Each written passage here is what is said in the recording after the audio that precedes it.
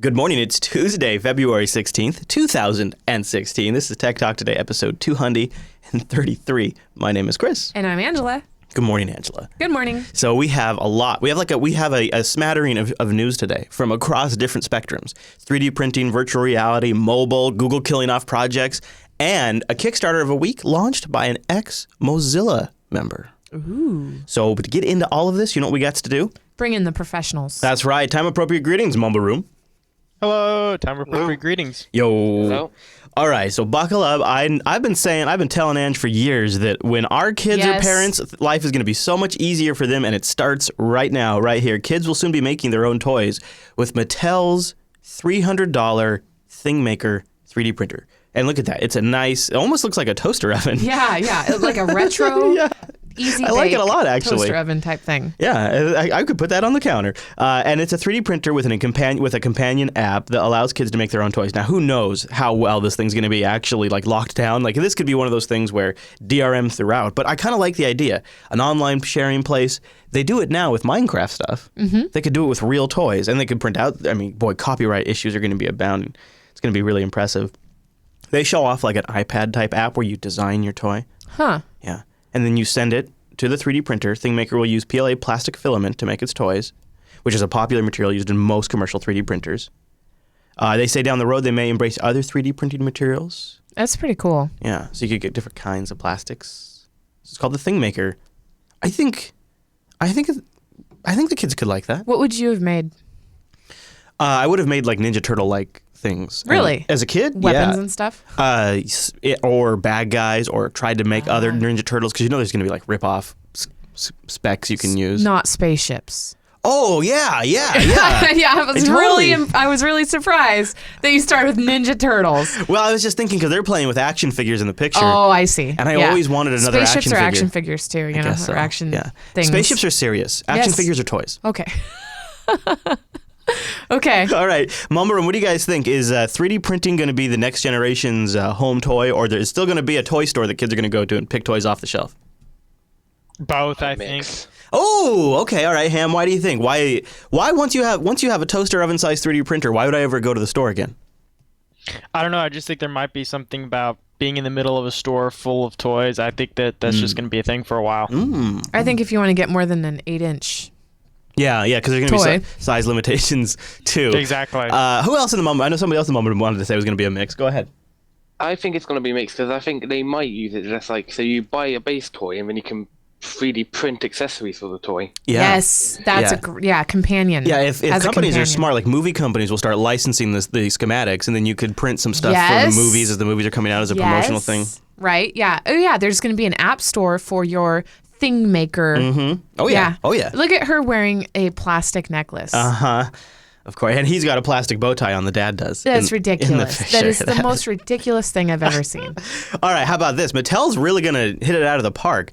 Are you familiar with Google Cardboard? Yes, I think we've covered it. Yeah, it's like a $20. Yeah, it's like you put your phone in. Yeah, and it gives you a VR headset, and it's actually semi-legit. And it's, you could build it for yourself. You can get real cheap kits online. Mattel's using that basic concept. We're still talking about Mattel here, another Mattel project. I mean, they're really going all in here, and they're going to call it the VR ViewMaster 2.0, and it's essentially a plastic hard case, well-done version for about $30-40 of Google Cardboard. Like, they've got the headphone jack pre-wired, so it's easy to hook up headphones. They got various mount sizes, so you can fit different size smartphones in there. It claps shut, and then it has legitimate a focus wheel, so you can change the view of the glasses. Yeah, it's got lenses. So you basically all you need is the smartphone, and then this $40 VR headset from Mattel, and virtual reality is good to go. This is starting to make me think it's not going to be the best VR.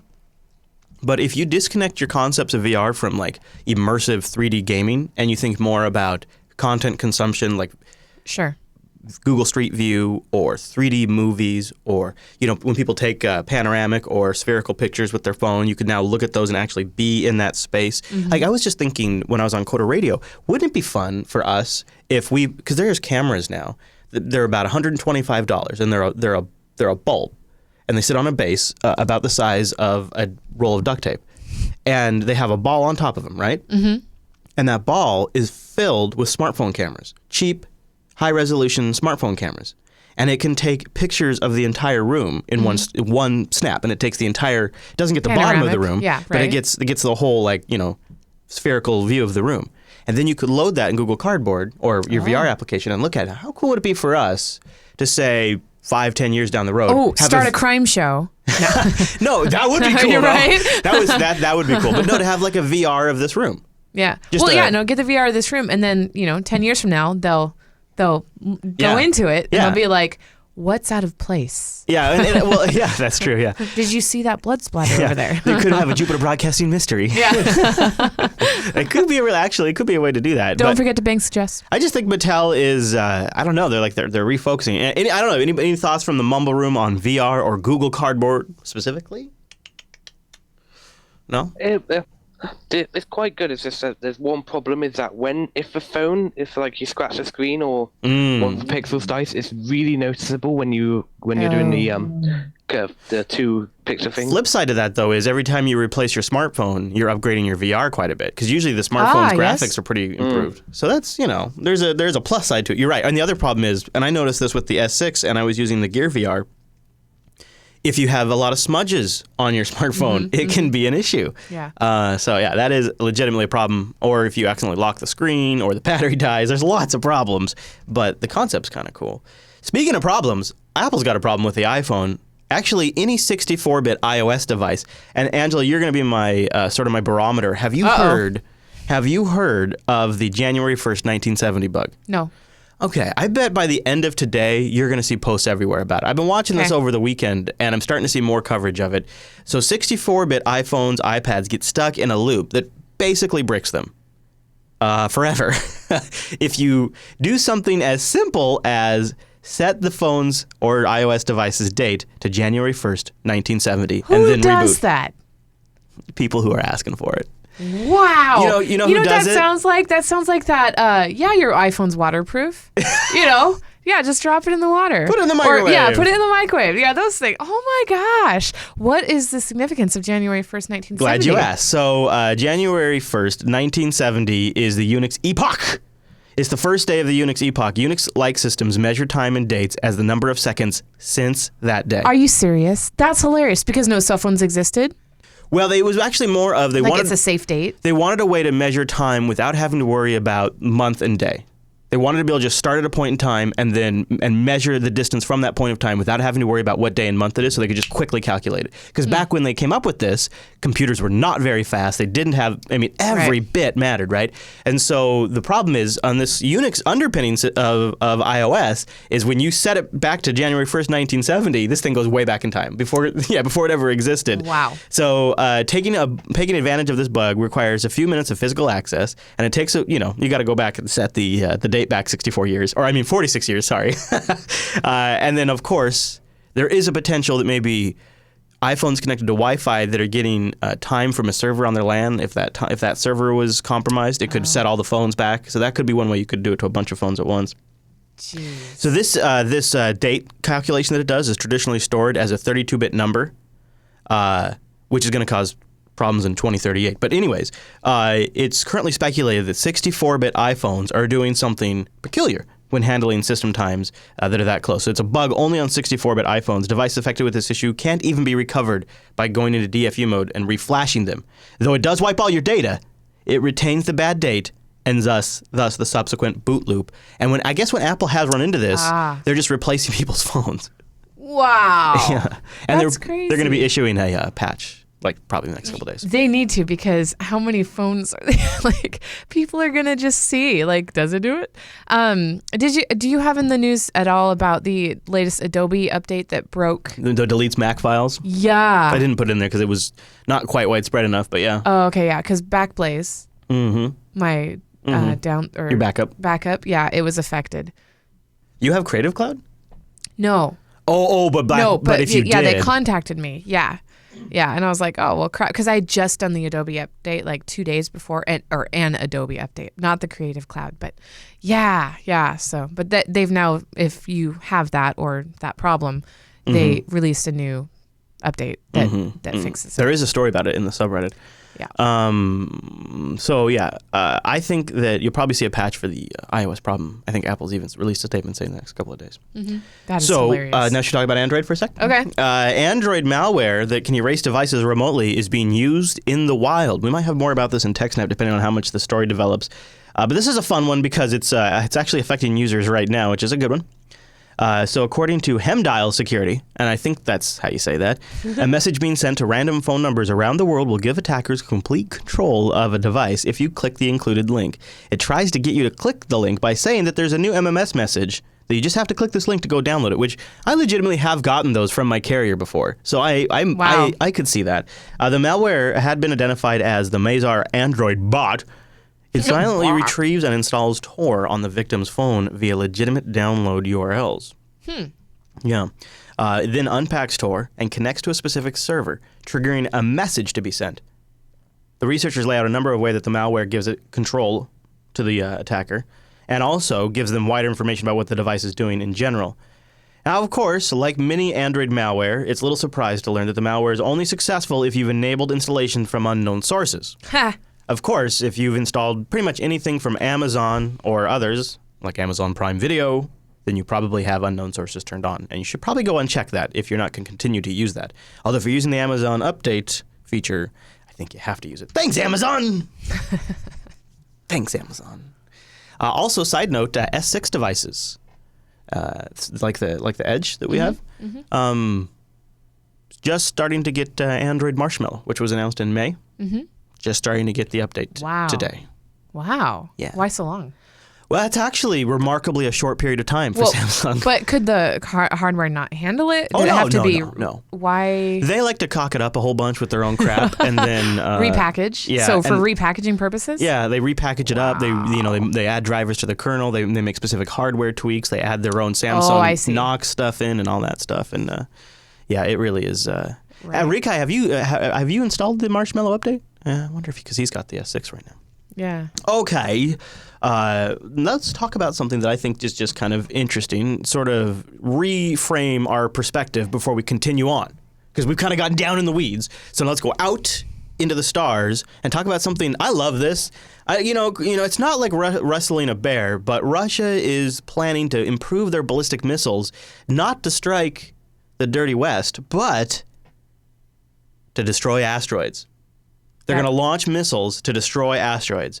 Russia scientists have developed a project for upgrading intercontinental ballistic missiles to destroy near-Earth meteorites 20 to 50 meters in size. The scientists would like to test the improved missiles capabilities against an asteroid that's expected to come dangerously close to Earth in 2036. Wow. How cool is this, right? That is cool. Like, that is a documentary right there. Right, and also imagine just the insane frickin' bragging rights Russia would get right. if they shot down an asteroid before it hit the Earth, and they're like, yeah, we just saved all of humanity. What's up? Right. Nobody tops that. That's bigger than landing on the moon, right? Yep. Well, and then they'd be, I don't know. Is it really to save Earth, or is it to be like, yeah, now we can take out the West? Well, they already can, though. Well, right? Okay. They already can reach true. us, and they've already got like a crap ton of satellites. Like, they could already. So it's, I would imagine, unless it's about striking a war on Mars, I think it really is about striking down asteroids. I don't know. I don't know. Mum Broom, anybody in the Mum Broom have some conspiracy bacon, what Russia might be up to? Maybe we have Reagan's secret Star Wars program, up and running by then. Maybe the U.S. is doing something and we don't know about it, and this is their response. Star Wars is nigh. All right, so it's time to talk about a loss. One that you're familiar with, Angela. Google is officially killing off Picasa. Yes! To focus on Google Photos. Holy shiz. I tell you what, if you guys haven't been around this network for the duration of it, I tried Picasa back when I lived here, when this studio was my bedroom. Are you sure it wasn't before here? It might have been when we were I'm positive. Sure wasn't when we were at Covington Farms? Positive. Well, you might have started me. No, I'm positive. Well, I might have tried it then, but I tried it again when you switched me to Windows upstairs, when I had my office upstairs. I thought you used it when you were on Linux. Up there for sure. You didn't have Windows. Yeah, I had a Mac and you installed Windows on it. Why did we do that? For QuickBooks? Oh, for the... Yeah. Yeah, that's right. Okay. Anyway, wow. I like to click and drag my photos to my desktop before I post them, and Picasa moves them instead of copies them. So I lost a bunch of photos unknowingly. And only a couple weeks later did I notice that it actually removes it from the library. And that was really before we had a good backup system in place. Yeah, so I am, well, it was DVDs and whatever, so we did it occasionally. Yeah. Had to burn old there were 4 gig DVDs. Like, it's just the worst. It is like a 4X burner. So Picasa, here is the problem with Picasa is there's about 3 or 4 solid photo management solutions on Linux. I was always hoping Google would keep Picasa going because it did have some nice features. But Google Photos is the creepiest, best thing about Google out there. I've been using it just because I want to have I've been experimenting with photo services that are specifically dedicated for backing up photos. Mm-hmm. Because when you do that, in addition to managing. Well, the management is sort of secondary for me. I want to have an offsite copy.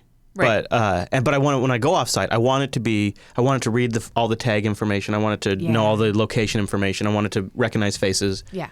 And Google Photos does that so freaky well, Ange. Like, I won't show it on, but here I'll show you just so you can kind of get an idea of it. So I'll go into my Google Photos, right, and I can search. Oh, there's lots of nudity. Oh, stop! They haven't even loaded yet.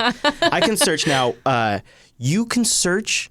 So obviously I can search for faces, right? Look, I can search for faces. Yeah. Places, obvious, not too surprising there, right? Here's where it gets really weird, Ange. I can search for things. Literally things. I can search for a plate in photos. So That's great. Show me all photos that have plates in them. Uh-huh. I can search for all photos that have fireworks in them. I can search for all photos that are about birthdays. How does it know they're about birthdays? Right. I never told it they're birthdays. But look, that is Belly at a birthday party. Wow. Like, it gets it. They're the Christmas. There they are posing for a Christmas picture we took. Now, there's nothing really particularly Christmas about that photo. But look, and this right here, nothing says that that's a picture the kids took on their iPad. I didn't even take that picture. But it's right. That is during Christmas. Yep. Wow. Wow, look at all these pictures they took. It's great. I love it. Wow, look at all those selfies you took. That was a burst that Hadia took. I didn't take that picture. That's hilarious. I could get maybe 3 selfies with you before you got a sour face or an angry face. And there's like millions on here. I gotta say, but I'm not holding the camera. I know. But look at that. So it also recognizes because a Christmas tree. Wow, that's messy. It's capable though of, like, in this picture, there's no Christmas tree in this picture, but it recognizes. You can show the live stream that. Okay. It recognizes. It's we got the Santa hat seat covers, and it's a red snowflake tablecloth. Right, and that's what it's going with there. But and obviously the date. Oh yeah, sure. But it's not Christmas if it's Day. in December and there's red. Yeah, that's essentially. But yeah. So there's some pretty strong algorithms. And so I never have to do any of that stuff. Now here's what that means. Google now knows everybody, every location in a photo with me, and everything around me. They're getting so much more data about me. Oh my gosh. It's at a whole new level. And they are able to make connections to people that I have taken photos with who are not even online. Right, and so now they're getting to see multiple pictures of people in my photos that maybe don't even have Google accounts, that they're starting to now track where those people are at. Wow. Yeah, so there's definitely some, I don't know, there is some, this was a dance party at Thousand Trails, it's good. Yeah. So yeah, anyways, that's... You don't dance. Well, I did a little bit, yeah, not much. After extreme pressure, I dance a little bit. And a couple drinks. No, they didn't have any, I don't think there was any booze. Oh, really? So did you know Picasa goes all the way back to 2002, which might have been just a couple years after that you were trying it. Wow. It's been a long time. So here's the deets, you guys. They're going to shut down Picasa like very soon. It's happening quick, and they're going to suggest you move over to, I think it's like in March. I'm looking for the exact date, but I think it's in March they're shutting down Picasa. Yeah, I'm sorry. Yeah, March 15th. You'll be able to download until then. The app will continue to work, but come March 15th, no longer supporting it. And then the web albums, so if you've published from Picasa, those are sticking around until May 1st. And then they're going down like Daily Booth? I think there's also a way to move it over to Google Photos, so it's not quite as dramatic. Mumble Room, any thoughts on Google Photos or photo backup before we move into our next phase of the show? Well, I think the Google Photos like yours is kind of creepy, and so I don't opt for any of that Google stuff, and I've actually been using Picasa for probably 10 years. Oh, so how do you feel about this? Well, it's kind of annoying. I mean, I guess as long You know what I feel like is like if you didn't want to stick with it, you shouldn't have bought it. Yeah, I agree. The one thing I use Picasa for is text. Adding text to photos on Picasa is easier than any other program. GIMP, Pinta, Paint.net, none of them work as well as adding text. And that's what I use it for most of the time. I use apps. So you make memes of your pictures? A little bit. Not all the time, but I just like adding some text to pictures Oh, sometimes. are you talking about metadata then? No, he means like adding a little description, okay, yeah. a little thing in there. Yeah. Yeah, Picasa like, does make that super easy. Yeah, it's super easy, and none of the other, Shotwell, none of them do it as well as Picasa does. So, Mr. Inagogo, it was maybe your first photo manager love, even if it was slow? Yeah, it was really slow. But on the Google Photos being slightly creepy, I kind of only use Google Photos for what I don't let it automatically put my pictures up there. So it's only got images I allowed to be up there. So it's less creepy. Right. Yeah, that was my concern about switching to photos. I feel like if I don't use the automatic backup, then I'm not going to do it. Yeah. I have it set to only back up on Wi-Fi, so it happens, it doesn't use up like my data or anything like that. But right. And yeah, I don't know. I like to take pictures now and then go through them later. So I wouldn't want everything being uploaded immediately. Yeah, so the way I don't have my phone down here, but the way they do that is of course it's Google, and they're trying to automate it for you a little bit. So after you've done a big batch of uploads, they have this assistant section you go into, and the first thing it does is it pulls up photos from like a year ago, right? Or there's 6 years ago. Look at that. Oh my gosh. Yeah. And then it's more current stuff. So then I can start saying, hey, I put together some of these things for you. Would you like to save this? Like, oh, there's kind of a cute GIF of Bali and Hadea, right? So yeah, I'll save that one. Yeah, so it kind of allows you to go through and sort of review some of the more interesting things you've uploaded, and then it's like the idea is it just has stored everything else off in the unlimited Google storage, and then you can go retrieve it if you want. Unlimited storage is good. If you pay a certain amount. I see. Yeah. Oh, right. Yeah. All right, Andrews, buckle up, because guess what? It's time to kick it! All right. You intentionally did it just off of. Yeah, I did, of course. I got to tell you, I've prepared for this week's Kickstarter of the week. I'm very excited, Angela, because it comes from an ex-Mozillian, and their team has unveiled Sense, an intelligent, secure hub for the smart home. This is supposed to help sort of address some of the issues we have with Internet of Things or the smart home. Or like the Kinect.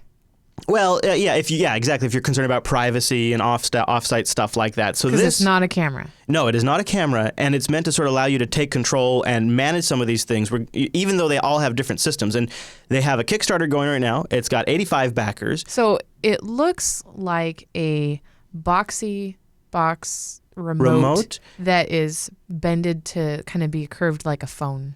Yeah, it's like and it's mounted on a nice piece of wood. Yeah. It is. Well, I need to know more about it. Yeah, I'm getting there. Okay. 85 backers. Now, they're going with a goal of 100K. Now, they've only raised What? $17K. 86 backers now. Yeah. But only 86 backers and 18,000. And it's got, the guy behind it, he's got some serious cred. And one of the things Mozilla is, pretty well respected for is their open standards and consumer protection. So when they come out and say, hey, we've got an Internet of Things device controller that allows you to sort of maintain privacy and security and manage these things that are supposed to be unmanageable, well, it kind of got my attention. So I thought we'd take a look. Have you noticed that today's Internet of Things is bonkers? Turn on.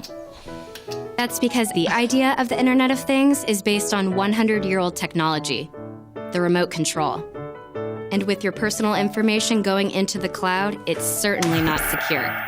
That's why we at Silk Labs developed Sense, the first product using our Silk platform. Sense is a beautifully designed, intelligent addition to our modern lives. It's the eyes, ears, and brains of your home and is powerful enough to run apps just like your smartphone.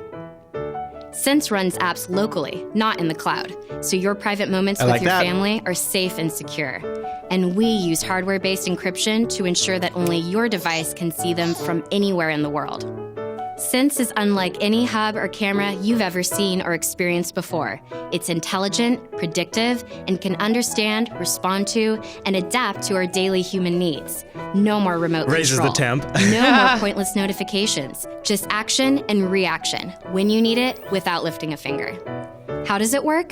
Silk is a powerful platform for connected devices everywhere. Soon, you'll be able to run powerful Silk apps on a wide range of devices that work together because they will all be speaking the same language. Silk's programming framework was developed by the team behind Mozilla's Firefox OS, one of the few teams to have built a mobile operating system from scratch. Silk apps run directly on Silk-enabled products, with simple APIs for computer vision, advanced hearing, deep learning, and user presence. You can easily create apps to make your life easier. If you can write JavaScript, you can write a Silk app. Soon, we'll host an entire world of applications and extra abilities for Silk. We're excited to see what you come up with. Together, we can make the devices around us more human.